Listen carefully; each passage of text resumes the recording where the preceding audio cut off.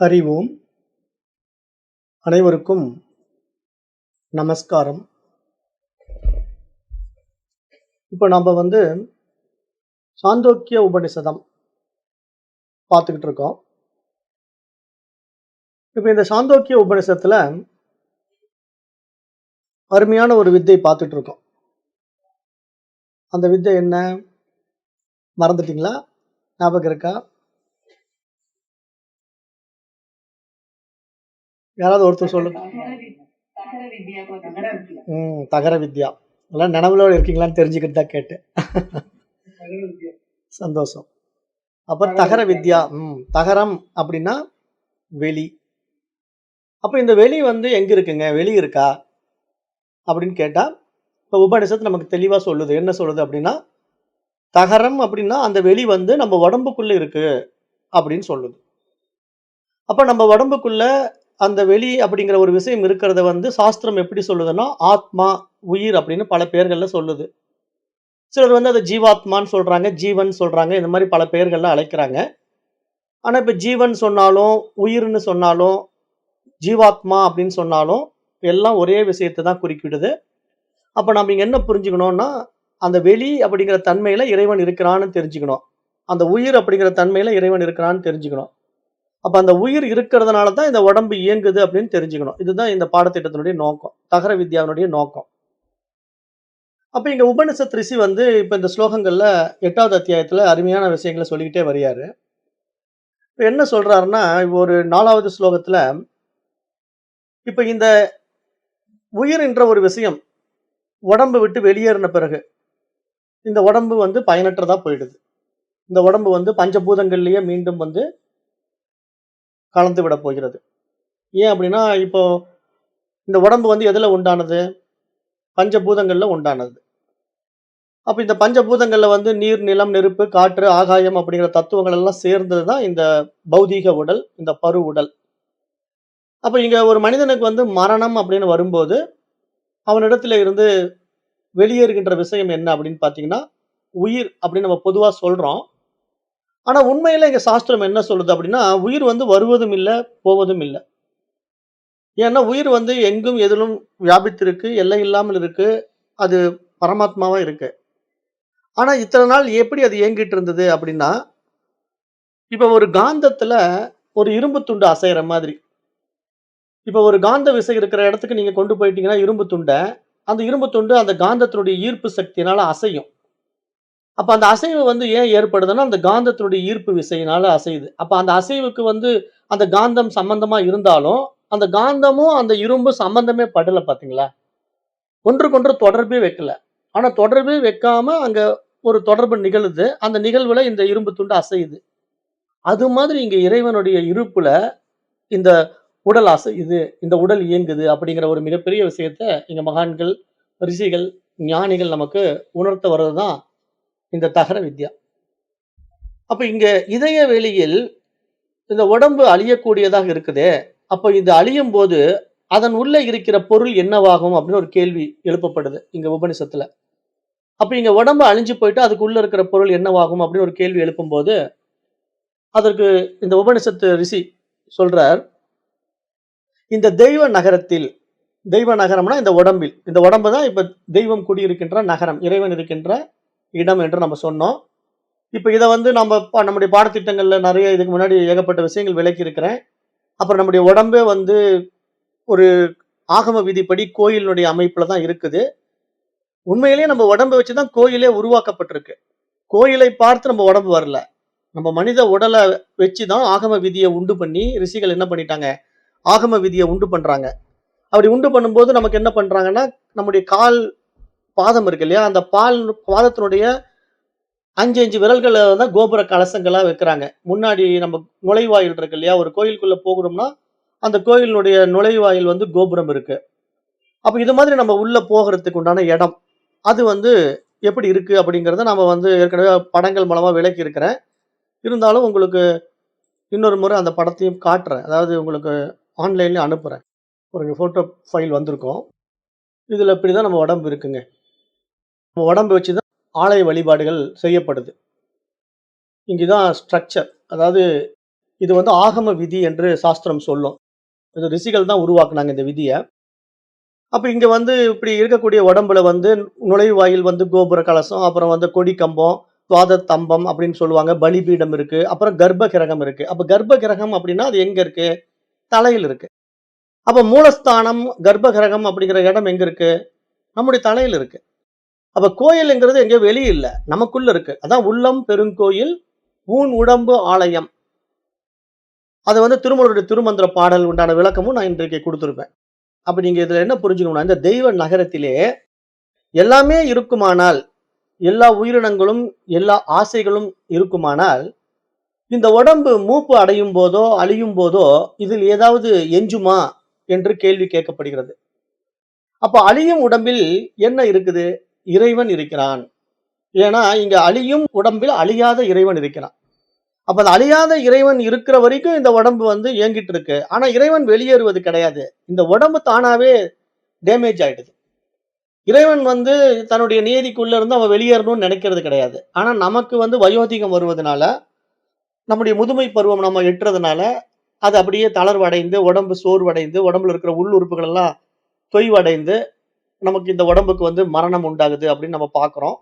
இது அறிவியல் உலகமும் அப்படித்தான் பாக்குது. ஆன்மீக உலகமும் அப்படித்தான் பாக்குது. ஏன்னா, இங்க இந்த உடம்பானது ஒரு நியதிக்குள்ள இருக்கு இல்லையா? பஞ்சபூத நியதிக்குள்ள வந்தா, அது ஒரு ஆற்றல் மயமா இருக்கிறதுனால, அந்த ஆற்றல் வந்து மாறிக்கொண்டே இருக்கும். இப்போ நீங்க 7 வயசு பையனா இருக்கும்போது அப்படியே இருக்க முடியுமான்னா, அப்படியே இருக்க முடியாது. அடுத்து 8 வயசு ஆகும், 9 வயசு ஆகும். இப்படியே 80 வயசு ஆகுற வரைக்கும் நம்ம வந்து உடலானது அப்படியே வளர்ந்துகிட்டே இருக்கிறோம். உள் உறுப்புகள் வளர்ந்துகிட்டே இருக்கும். அப்புறம் அதனுடைய வளர்ச்சியானது ஒரு குறிப்பிட்ட வயதுக்கு மேல தளர்ச்சி ஆகும்.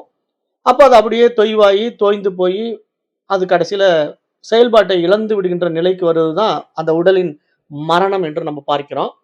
இந்த மரணத்த வந்து யாருமே தக்க வச்சுக்க முடியாது. அது எவ்வளவு பெரிய மகானா இருந்தாலும், ரிஷியா இருந்தாலும், சித்தரா இருந்தாலும், இந்த உடம்போடு அவங்க உறவாட முடியாது. இந்த உடம்போடு அவங்க உலகத்துல லைவ்ல இருக்கவே முடியாது. அப்படிங்கிற ஒரு ஆழமான உண்மைய நீங்க இந்த பாடத்திட்டத்துல புரிஞ்சுக்கங்க. ஏன்னா வேற வேற சித்தர் மார்க்கத்துல அந்த பாடத்துல, இந்த பாடத்துலலாம் போனீங்கன்னா சொல்லி வச்சிருப்பாங்க. உடம்பெல்லாம் அழிச்சுக்க வேண்டியதில்ல. உடம்போட இருக்கலாம். நீண்ட காலம் உடம்போடு வாழலாம். திருமூலர் வந்து 3000 வருஷம் வாழ்ந்தாரு. நமக்கு அதுக்கு உண்டான ரகசியம் தெரியல. நம்ம வந்து கற்பம் சாப்பிடல. நம்ம உடம்பு கற்ப தேகமா மாறல. அப்படி இப்படின்னு என்ன நீங்க சொன்னாலும், 1000 1000 கற்ப வித்தைகள நீங்க கத்துக்கிட்டாலும், உடம்ப தக்க வச்சுக்க முடியாது. ஏன்னா கற்பத்தை கற்றுக் கொடுத்த எல்லாருமே இன்னைக்கு உடம்போடு இல்ல.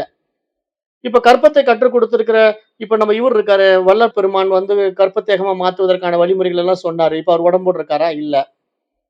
இப்ப சமீபத்தில நம்மிடத்தில வாழ்ந்து மறைந்த வேதாத்ரி மகரிஷி இருக்காரு. ஆழியார்ல ஒரு பெரிய ஆர்கனைசேஷன் வச்சிருக்காரு. அறிவு திருக்கோயில் அப்படின்ட்டு. இப்ப அவரு உடம்போடு இருக்காரா? ஏன்னா அவரு நெறைய கற்பத்தேகமா மாத்துவதற்கான வழிகளெல்லாம் சொல்லிக் குடுக்குறாரு. நெறைய பேரு இதெல்லாம் கற்ப தீட்சையெல்லாம் வாங்கிக்கிறாங்க. கற்பமா உடம்ப மாத்திக்கிறதுக்கான தீட்சையெல்லாம் அந்த பாடத்திட்டங்கள் இருக்கு. அப்ப அங்க வந்து கணவன் மனைவியா சேர்ந்து அந்த உடம்ப கற்பத்தேகமா மாத்துறதுக்கான தீட்சையெல்லாம் வாங்கிட்டு பிராக்டிஸ் பண்றாங்க. ஆனா அப்படி சொல்லிக் குடுத்த குருவே இல்லை இல்லையா? அப்ப என்ன புரிஞ்சுக்கணும்? இங்க வந்து கற்பம் அப்படின்ற விஷயம் வந்து இந்த உடம்ப தக்க வச்சுக்க முடியாது. நம்முடைய ஆத்மாவை அறியறது தான் இங்க விஷயமே. நாம யார் என்று நம்முடைய உயிரை, நம்முடைய உணர்வ பிடிக்கிறது தான் இங்க சாஸ்திரம் சொல்லுகின்ற சாரம். அத விட்டுட்டு யார் யாரோ என்னென்னமோ சொல்றாங்க. அப்புறம் இந்த சிவானந்த பரமஹம்சர் வழியில வர்றவங்க வந்து இந்த வாசி யோகம் பண்ணி, அந்த வாசி யோக பயிற்சியில வந்து நாங்க உடம்ப தக்க வச்சுக்கிறோம் அப்படின்னு சொல்றதெல்லாம் உண்மை கிடையாது. ஏன்னா, ஜீவன் அப்படிங்கிற ஒரு விஷயம் வந்து உயிருங்கிறதுனால, அது வருவதும் இல்ல, போவதும் இல்ல. அது மரணிப்பதும் இல்ல, பிறப்பதும் இல்ல. அப்ப அது பிறக்கிறதும் கிடையாது, இறக்கிறதும் கிடையாது. அதுக்கு எங்கிருந்து இறப்பு வருது? அது இறக்காம தான் இருக்குது. அது ஜீவன் இருந்துகிட்டே தான் இருக்குது. அத நீங்க உடம்புக்குள்ள வச்சு ஜீவன்னு பார்க்கறதுனால அது இறக்காம இருக்குன்னு நீ சொல்றது வந்து ஒரு அபத்தமான விஷயமா பார்க்கிறோம். அறியாமை விஷயமாக பார்க்கிறோம். ஏன்னா, அது உடம்புக்குள்ள இருந்து உடம்ப இயக்கிட்டு இருக்கு. ஆனா உடம்பு போனாலும் அது மரணிக்காது. அது எப்பொழுதும் இருந்து கொண்டே இருக்கும். அது ஒரு உடல வச்சிருக்குல்ல. இங்க இருக்கிற எல்லா உடலுக்குள்ளயும் அது ஊடுருவி இருக்குது அப்படிங்கிறத நீங்க நல்லா புரிஞ்சுக்கணும். அப்ப உடம்பில் அந்த அழிவுக்கு உட்படும்போது ஏதாவது எஞ்சுமா என்ற கேள்விக்கு ஆச்சாரியர் இங்க பதில் சொல்றாரு. ஆம், எஞ்சும். அதுவே பரமாத்மா அப்படின்னு இங்க பதில் சொல்றார். இந்த மந்திரம் இருக்கு. இங்க வந்து சாந்தோக்கிய உபநிஷத்துல 8வது அத்தியாயத்தினுடைய 5வது மந்திரம்.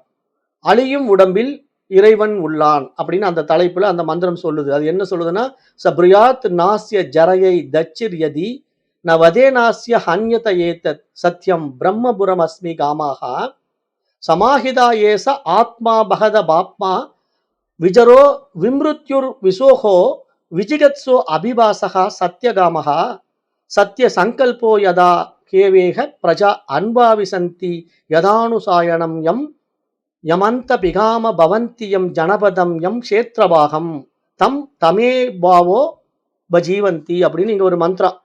இது வந்து சாந்தோக்கிய உபனிஷத்துல 8வது அத்தியாயத்துடைய 5வது மந்த்ரா. இங்க என்ன சொல்றாருன்னா, அழியக்கூடிய உடலில் அழியாத இறைவன் இருக்கின்றான், அவனே உயிராய் இருக்கின்றான், உணர்வாய் இருக்கின்றான், ஆத்மாவாக இருக்கின்றான். நீங்க எப்படி வேணா பேர் வச்சுக்கோங்க. உங்களுக்கு ஆத்மான்னு பிடிச்சுக்கன்னா ஆத்மான்னு வச்சுக்கோங்க. ஆனா ஜீவாத்மான்னு சொல்லிடாதீங்க. ஒரே ஆத்மா பரமாத்மா மட்டும் இருக்கார், அவ்வளவுதான். அவர் இந்த உடம்பு மூலமா பிரகாசிக்கிறார். அந்த பிரகாசிக்கிறதுக்கு நான் பலமுறை விளக்கம் சொல்லிட்டேன். நீங்க நிறைய பேர் புரிஞ்சுக்கவே மாட்டேங்கிறீங்க. பிரகாசிக்கிறதுனா எப்படி? இப்போ ஒரு உதாரணம் எப்படி சொல்லலாம்? இப்போ ஒரு டார்ச் லைட் நான் வச்சிருக்கிறேன். ஒரு ரூம்குள்ள ஒரு கண்ணாடி துண்டு கிடக்குது. நான் என்ன பண்றேன், டார்ச் லைட் அந்த ரூம்குள்ள போட்ட உடனே அந்த கண்ணாடி துண்டுல பட்டு அதே டார்ச் லைட் பிரதிபிம்பித்து அந்த ரூம்ல ஒரு வெளிச்சத்தை உண்டு பண்ணும். நீங்க நேரடியா அடிக்கக்கூடிய வெளிச்சம் கூட பாத்தீங்கன்னா ஒரு குறிப்பிட்ட இடத்துல தான் ஃபோக்கஸ் ஆகும். அந்த ரூம்குள்ள நீங்க டார்ச் லைட் போட்டீங்கன்னா. ஆனா அந்த ரூம்குள்ள இருக்கிற ஒரு கண்ணாடியில பட்டுச்சுன்னு வச்சுக்கோங்க அந்த டார்ச் லைட். அந்த கண்ணாடியில பட்டு பிரதிபிம்பிக்கிற வெளிச்சம் இருக்கு பாருங்க, அந்த ரூம் பூரா பிரகாசமான வெளிச்சத்தை கொடுத்துரும். அப்ப இங்க என்ன, இந்த டார்ச்சை விட அந்த கண்ணாடி பவர்ஃபுல்லா அப்படின்னா, அந்த பிரதிபிம்பத்துக்கு அப்படி பவர்ஃபுல் இருக்கு இல்லையா? அது மாதிரி இங்க உயிருக்கு அவ்வளவு பவர்ஃபுல் இருக்கு. அந்த ஆத்மாவாகிய இறைவன் இந்த உடம்புக்குள்ள இருந்து பிரகாசிக்கின்ற நிலையில இங்க எல்லாம் அறியும் அறிவாக அதுவே இருந்து கொண்டு இங்க இந்த உடம்பை இயக்கிட்டு இருக்கு. அப்ப அப்படிப்பட்ட ஒரு வைபவம், ஒரு மகத்துவம், ஒரு மகோன்னதம், ஒரு மகிமை இங்க நடந்துகிட்டு இருக்குங்கிறத இந்த ரிஷி பேசிக்கிட்டு இருக்காரு. இந்த ரிஷி வந்து சாதாரணமான வார்த்தைகளை பேசிக்கிட்டு இல்ல, இறைவனுடைய வைபவத்தை, இறைவனுடைய மகிமையை பேசிக்கிட்டு இருக்காரு. அப்படி பேசிக்கிட்டு இருக்கும்போது என்ன சொல்றாருன்னா, ஆமாப்பா, இங்கு இந்த மரணம் அடைந்த உடலிலே ஒன்று எஞ்சுமப்பா, அதுக்கு பேரு பரமாத்மா. உடம்பு மூப்படைவதால் அவர் மூப்படைவது கிடையாது, உடம்பு அழிவதால் அவர் அழிவது கிடையாது. அவரே உண்மை பொருள், அவரே சத்தியம், அவரிடமே நமது ஆசைகள் அனைத்தும் ஒன்று கூடியுள்ளன. அவர் பாவமற்றவர், அவர் மூப்பற்றவர், மரணமற்றவர், கவலையற்றவர், பசியற்றவர், தாகமற்றவர். அப்ப அப்படி இருக்கின்றார் இறைவன். நமக்குள்ள இறைவன் எப்படி இருக்கிறான்? தொடர்பு கொள்ளாமல் இருக்கிறான். காந்தமும் இரும்பு போல. காந்தமும் இரும்பு தொடர்பு கொள்ள வேண்டியதில்லை. ஆனா தொடர்பற்ற நிலையில அவைகள் ஒன்றை ஒன்று சந்திக்கும் போது அசைவை உண்டு பண்ணும். காந்தம் வந்து இரும்பு துண்டை அசைக்க பார்க்கும். அப்ப அசைவது வந்து எதனால? காந்தத்தினால. ஆனா அந்த அசையும் சக்தி தானாகவே இரும்புக்கு வந்துடுமா? இரும்பு தானாவே அசையுமா? தானாவே அசையாது. காந்தத்துக்கிட்ட போனா தான் அசையும். அப்ப காந்தத்துக்கிட்ட போகும்போது அது அசையும் தன்மை உண்டாக்குது இல்லையா? அப்படி உண்டாக்குற அந்த அசைவு தான் இப்ப இங்க நமக்கு நடந்துகிட்டு இருக்கு. இப்ப இந்த காந்தமும் இரும்பும் தான் உங்களுக்கு முக்கியமான ஓமானம். எப்படி இந்த ஓமானத்தை நீங்க புரிஞ்சுக்கணும்னா, இப்ப நான் ஒரு இடத்துல காந்தம் வச்சிருக்கிறேன், ஒரு இடத்துல வந்து இரும்பு துண்டை வச்சிருக்கிறேன். ரெண்டையும் ஒரு குறிப்பிட்ட டிஸ்டன்ஸ்ல மெயின்டைன் பண்ணும்போது பாத்தீங்கன்னா, அந்த காந்தத்தை நான் ரைட்ல நகர்த்தினா அந்த இரும்பு துண்டு ரைட்ல நகரும். நான் காந்தத்தை லெஃப்ட்ல நகர்த்தினா அந்த இரும்பு துண்டு லெஃப்ட்ல நகரும். பட் இது எதனால? டிஸ்டன்ஸ்னால. ரெண்டுக்கு உண்டான டிஸ்டன்ஸ். பட் நான் அப்படியே காந்தத்துக்கு பக்கத்துல இந்த இரும்பு துண்டை கொண்டு போறேன். அப்படியே கொஞ்சம் கொஞ்சமா பக்கத்துல கொண்டு போனோம்னா டப்புன்னு ரெண்டும் பிடிச்சிக்கும். பிடிச்சுக்கிட்ட பிறகு காந்தமும் இரும்பும் ஒன்றாயிடுங்க. காந்தத்திலிருந்து இரும்பை பிரிக்கவே முடியாதுங்க. இந்த ஓமானம். இது மாதிரி இறைவன் எல்லையற்ற அந்த உயிராய், உணர்வாய், அறிவாய் இருந்து கொண்டிருக்கிறான். அவனுடைய வைபவத்தினால இந்த உடல் மூலமா இந்த உடம்பு அசையுது. இந்த அசைவு இருக்கிற உடம்பை வச்சுக்கிட்டு நீங்க அந்த இறைவனை பிடிச்சிட்டீங்கன்னா உங்களை பிரிக்க முடியாதுங்க. இறைவன்கிட்ட இருந்து உங்களை பிரிக்கவே முடியாதுங்க. அப்படியே போய் ஒட்டிக்குவீங்க. அப்புறம் பாத்தீங்கன்னா அந்த காந்தத்தினுடைய தன்மை உங்களுக்கும் வந்துருங்க. காந்தத்துக்குள்ள நான் ஒரு பின்னூசியை போய் வைக்கிறேன்னா அதுல ஒட்டிக்கும். அதையே தூக்கி இந்த பக்கம் இருக்கிற இரும்பு துண்டுல வச்சனாலும் அங்கேயும் ஒட்டிக்கும். ஏன்? அந்த இரும்பு துண்டும் காந்தமா மாறிடுச்சு. எப்படி? காந்தத்தோட இணைஞ்சிருக்கிற வரைக்கும். காந்தத்துல இருந்து பிரிஞ்சிட்டா இரும்பு துண்டுன்னு பேர் பெறுது. தனியா இருந்தா அது காந்தம் என்று பேர் பெறுது. இந்த ஓமானத்தை வச்சுக்குங்க. இந்த ஓமானத்துல ஒன்று சேரும் போது இரும்பும் காந்தமும் பிரிக்க முடியாதது. அங்க இருப்பது காந்தம் மட்டுமே. அது போல இங்கு நாமும் ஜீவனும் இறைவனும் பிரிக்க முடியாதது. ஆனா பிரிச்சிருப்பது போல காணப்படுவதற்கு என்ன காரணம்? டிஸ்டன்ஸ். இறைவனிடத்திலிருந்து விலகி இருக்கிற காரணம் தான் அந்த பிரிவினை நமக்கு உண்டு பண்ணுது. ஏன்னா நம்ம அப்படித்தானே இருக்கிறோம். நம்ம வந்து இந்த உடம்பு எடுத்து வந்த பிறகு நம்ம இறைவனை விட்டு பிரிஞ்சிட்டோம். வெகு தூரம் பிரிஞ்சிட்டோம். ஏன் வெகு தூரம் பிரிஞ்சிட்டோம்னா, நமக்கு ஏற்றி வைக்கப்பட்ட எண்ணங்கள்ல போய் சிக்கிக்கிட்டு, நான் இன்னார் இப்படிப்பட்டவன், இப்படி படிச்சிருக்கிறேங்கிற அகங்காரத்துக்கு போயிட்டோம். அப்புறம் அந்த அகங்காரத்துல நமக்கு கிடைச்ச உத்தியோகம் வேற நம்மள தூக்கி விட்டுருச்சு. நான் பெரிய அறிவாளி, நான் பெரிய கலெக்டர், நான் பெரிய ஜட்ஜ் அப்படின்னு எல்லாம் சொல்லிக்கிட்டு திரியுது. அதாவது அதனுடைய உத்தியோகத்தினுடைய தகுதியை வச்சுக்கிட்டு அது இந்த உலகத்துல தன்னை பெரிய ஆளா காட்டிக்குது. அமைச்சரா காட்டிக்குது, முதலமைச்சரா காட்டிக்குது, இல்லைன்னா பிரதம மந்திரியா காட்டிக்குது. ஆனா எவ்வளவு பெரிய பவர்ஃபுல் பதவியில நீங்க இருந்தாலும், இந்த பதவி நீடிச்சுக்கிட்டே இருக்குமா? சாஸ்வதமா அந்த பதவி? கிடையாது. ஒரு குறிப்பிட்ட காலத்துல அந்த பதவியிலிருந்து நீங்க ரிட்டயர் ஆகத்தான் போறீங்க. அப்புறம் உங்கள வந்து ஒரு முதலமைச்சர்ன்னு மதிப்பானா? இல்ல ஒரு பிரதம மந்திரின்னு மதிப்பானா? இல்ல நீங்க அந்த பதவியிலிருந்து விலகுன பிறகு உங்கள கலெக்டர்ன்னு மதிப்பானா? அந்த மதிப்பு, மரியாதை அப்ப கிடையாது. ஏன்னா, அது தற்காலிகமான பதவி. அப்ப இந்த பதவி ஆசைய, இந்த புறத்திலிருந்து ஏற்றி வைக்கப்பட்ட விஷய சுகங்கள்ல நெறைய பேர் சிக்கிக்கிட்டு, அந்த ஈகோவுல இறைவன மறந்துட்டாங்க. இறைவனை மறந்துட்டு, இவங்களே இந்த உலகத்துக்கு பெரிய பவர்ஃபுல்லான ஆள் மாரியும், இந்த ராஜ்யத்துக்கே நான் தான் தலைவன்ங்கிற மாரியும், ஒரு சாதாரண கவுன்சிலர்ல இருந்து அப்படித்தான் இருக்கிறான். இப்ப ஒரு வீதிக்கு ஒரு கவுன்சிலர் இருப்பான். அந்த இடத்துக்கு, அந்த ஏரியாவுக்கு. அவனே அந்த ஏரியாவுக்கு பெரிய தலைவன் மாரியும், அவனே அந்த கிராமத்த அவன் தான் உருவாக்குன மாரியும் பயங்கர பில்டப் பண்ணிட்டு இருக்கிறவங்கலாம் நம்ம பார்த்துட்டு இருக்கிறோம். இன்னைக்கு அரசியல்வாதிகள பார்க்கிறோம். எதுக்கு சொல்றேன் அப்படின்னா, இத வந்து ஈகோன்னு சொல்றேன். இந்த ஈகோ தான் வந்து நம்மள இறைவனிடமிருந்து வெகு தூரம் பிரிச்சு வச்சிருக்கு. இறைவன தெரிஞ்சுக்காம. ஆனா இங்க இத்தனை அசைவுக்கும் காரணம் இறைவன் இருப்பதினால் அப்படின்னு யாரு புரிஞ்சுக்கிறானோ அவன் ஞானி. அவன் தான் இந்த உலகத்துக்கு வந்த வேலையை முடிக்கிறான். மற்றவன்லாம் இந்த உடம்பு இருக்கிற வரைக்கும் ஆடாத ஆட்டமெல்லாம் ஆடிட்டு உடம்ப விட்டுட்டு போயிடுறான். அப்ப இந்த உடம்புங்கிற ஒரு விஷயத்துக்குள்ள உயிர் வந்து உறவாடும் போது, அந்த உயிர் இருக்கிற உடம்புக்குள்ள எந்த மனசு இத புரிஞ்சுக்குதோ, அப்டேட் ஆகுதோ, இந்த பருவுடலை கொண்டு இந்த விஷயங்களை எல்லாம் உள்ள வாங்கி, நான் யார்? இந்த உலகம் எப்படிப்பட்டது? இறைவன் யார்? அப்படிங்கிற ஒரு தீவிர தேடுதலின் நாட்டம் வந்து அவனை காட்டிக் குடுக்குதோ, அப்ப அவனும் இறைவனும் வேறு வேறு இல்லை என்று சொல்றது தான் இந்த சாஸ்திரத்தினுடைய நோக்கம். அதுதான் தகர வித்யாவினுடைய முக்கிய நோக்கம். அப்ப அப்படிப்பட்ட இறைவன் வந்து இங்க எதிலும் சம்பந்தப்படுவதில்ல. அவருக்கு தாகம் கிடையாது, பசி கிடையாது, அவருக்கு கவலை கிடையாது, மரணம் கிடையாது, மூப்பு கிடையாதுன்னு இங்க சொல்றாரு இந்த முனிவர். அப்போ அவர் ஆசைகள் அனைத்தும் நிறைவேற பெற்றவர். அவருக்கு எந்த ஆசையும் கிடையாது. அவர் எல்லாவற்றிலும் முழுமை அடைந்திருக்கிறார். பூரணமானவர் என்று பெயர். இறைவன் வந்து எப்பயுமே பரிபூரணமானவன். அவனுக்கு எதுவுமே தேவையில்ல. அவனுக்கு நம்ம எதுவும் குடுக்க வேண்டிய அவசியமும் இல்ல. ஏன்னா, நீங்க குடுத்து அவன் வாழ வேண்டியதில்ல. அவன் குடுத்து தான் நீங்க வாழணும். ஏன்னா, இங்க நமக்கிட்ட வரக்கூடிய அத்தன வைபவமும், மகிமையும் அவன் இருப்பதுனால. நான் பேசுறேன்னா, அவன் இருக்கிறதுனால பேசுறேன். நான் பார்க்கிறேன்னா, அவன் இருக்கிறதுனால பார்க்கிறேன். அப்ப நான் இங்க உலகத்துல இயங்குகின்ற இத்தனை இயக்கத்துக்கும் ஆதாரமாக இறைவன் இந்த உடம்புக்கு பின்னால இருந்து இயக்குகிறான். அப்ப அவன் எப்படி நமக்குள்ள இருக்கிறான்? உயிராய் இருக்கிறான், உணர்வாய் இருக்கிறான் அப்படிங்கிறது இங்க சாஸ்திரம் சொல்லுகின்ற சாரம். அப்ப அத வந்து இங்க இந்த உபனிஷத்து முனிவர் அழகா விளக்கம் குடுத்து என்ன சொல்றாருன்னா, இப்போ அந்த அவர் அனைத்து ஆசைகளும் நிறைவேற பெற்றவர். அவரது சங்கல்பம் எங்கேயும் தடைபடுவதில்லை. அரசனின் ஆணையை பின்பற்றி வாழுகின்ற குடிமக்கள் நாட்டின் ஒரு பகுதியிலோ, ஒரு கிராமத்திலோ, ஒரு ஊரிலோ வாழ விரும்பினால் அங்கேயே வாழ்கிறார்கள்.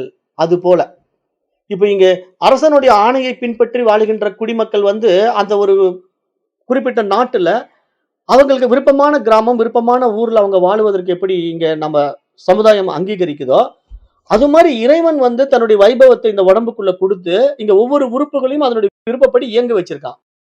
இருதயம் தானா துடிச்சுக்கிட்டு இருக்குது, நுரையீரல் தானா சுவாசிச்சுக்கிட்டு இருக்குது.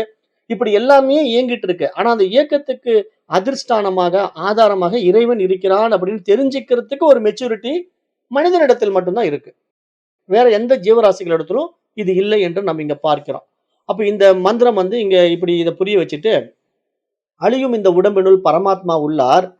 வினை பயனுக்கேற்ப இங்க மனமானது இந்த உடலில் இயங்கிக் கொண்டிருக்கிறது அப்படின்னு அந்த விஷயத்தையும் இங்க சொல்றார்.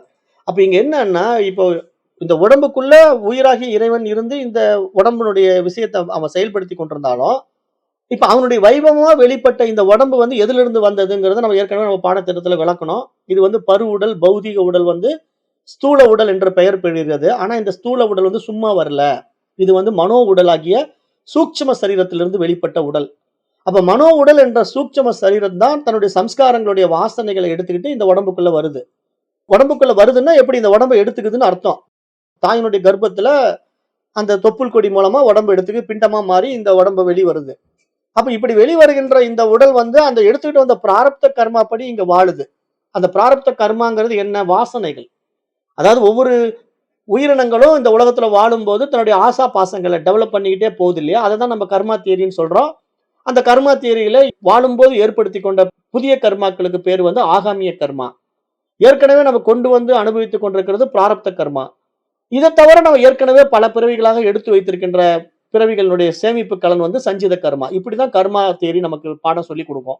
அப்ப அந்த கர்மா தியரி படி இப்ப நம்ம ஒவ்வொருத்தரும் இந்த உடம்பு எடுத்து வந்திருக்கிறோம். ஒவ்வொருத்தருக்கும் ஒவ்வொரு விதமான வாழ்க்கை. இப்ப இந்த வாழ்க்கையில ஒவ்வொருத்தரும் ஒவ்வொரு விதமா வாழ்றாங்க. அப்ப அது என்னன்னா, அவரவர் வினைவழி, அவரவர் அனுபவம் அப்படிங்கிற அடிப்படையில, இங்க இறைவன் எந்த விஷயத்திலும் சம்மந்தப்படாம இருக்கிறான். ஏன்னா, இப்ப நீங்க கேட்கலாம். ராமசாமி என்னங்க பங்களாவுல இருக்காரு, குப்புசாமி என்னங்க குடிசையில இருக்காரு. அப்ப ராமசாமிக்கு மேல வந்து இறைவன் கருணை காட்டுறானா? குப்புசாமி மேல வந்து கஷ்டப்படுத்தி பார்க்குறானா? அப்ப ஒரு கண்ணுல வெண்ணெய் வைக்கிறானா? ஒரு கண்ணுல சுண்ணாம்பு வைக்கிறானா? அப்படின்லாம் நம்ம கேள்வி கேட்கலாம். ஏன்னா, நம்ம தெரியாம கேட்கலாம். ஆனாலும், இங்க ஒரு கண்ணுல வெண்ணெய் வைக்கிறதோ, ஒரு கண்ணுல சுண்ணாம்பு வைக்கிறதோ இறைவன் செய்றதே கிடையாது. இறைவன் அதுல சம்பந்தப்படுவதே கிடையாது. அவன் ராமசாமி பங்களாவுல வாழ்ந்தாலும் அவன் கண்டுக்க மாட்டான். குப்புசாமி குடிசையில வாழ்ந்தாலும் அவன் கண்டுக்க மாட்டான். ஏன்னா, இங்க குப்புசாமியினுடைய வினைப்படி அவனுடைய வாழ்க்கை. ராமசாமியினுடைய வினைப்படி அவனுடைய வாழ்க்கை. அப்ப அவரவர் வினைவெளி, அவரவர் அனுபவம்ங்கிறதுனால, இதுக்குள்ள இறைவன் சம்பந்தப்படுவதே கிடையாது. அப்ப எப்படி இந்த வாழ்க்கை நிர்ணயிக்கப்பட்டிருக்குன்னா, எண்ணம் போல் வாழ்வு, மனம் போல் வாழ்க்கை. அத நீங்க நல்லா புரிஞ்சுக்கணும். வாழ்க்கைங்கிறது நான் என்ன மாரி எண்ணங்கள எனக்குள்ள விதைக்கிறேனோ, அதத்தான் நான் அறுவடை பண்ண போறேன்னு நான் கடந்த முறை உங்களுக்கு பாடத்திட்டத்துல தெளிவா சொல்லி புரிய வச்சேன்.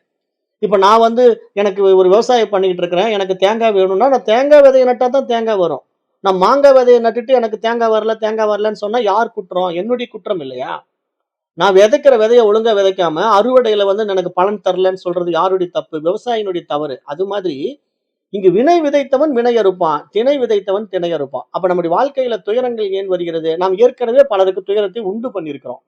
அது இந்த பிறவியில் இருக்கலாம், முற்பிறவியில் இருக்கலாம். அது நமக்கு தெரியாது. ஆனால் இன்றைக்கு நான் ஏன் துயரப்பட்டுக் கொண்டிருக்கின்றேன்? மற்றவர்களுக்கு துயரத்தை படுத்தி இருக்கிறேன். துயரம் கொடுத்திருக்கிறேன். அதனால் நான் துயரம் அடைகின்றேன். இப்பொழுது நான் எப்படி சுகமாக வாழ்ந்து கொண்டிருக்கின்றேன்?